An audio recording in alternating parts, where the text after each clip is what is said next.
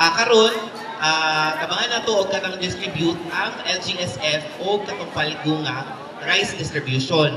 And we are helping to distribute this kind. And then, kaninga fund, gikan ni siya sa national government po.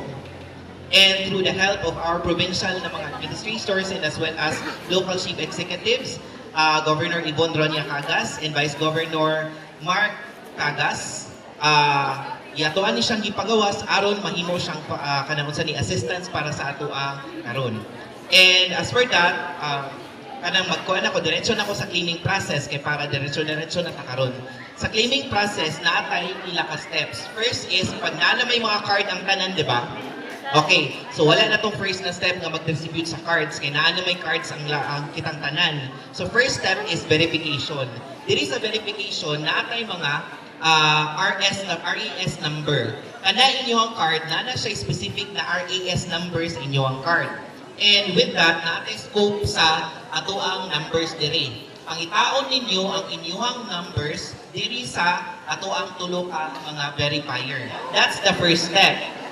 Abot diri sa first step, mahuman nato siya, mapirmahan sa ato ang mga verifier, we move on to the second step. Na diri ang attendance.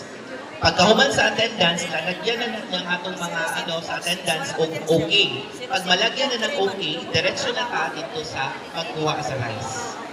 As simple as that.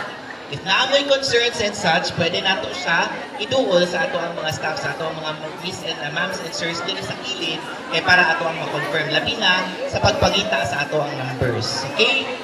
And after that, natin mga kuhan man, no?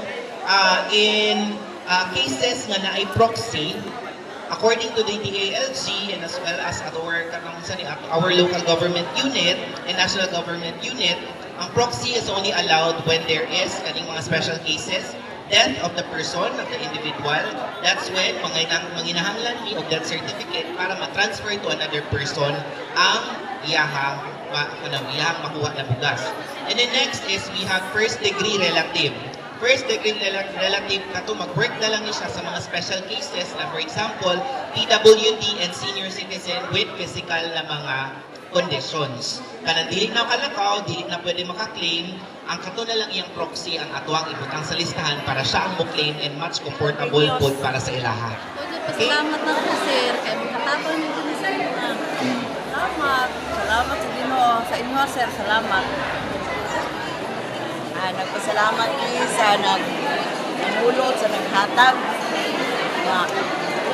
Na-apply ni sa siya nga ilang paghatag karon. Salamat kayo sir. Hindi pa kayo kung sir, kayo katabang din naman yan. Hindi pa kayo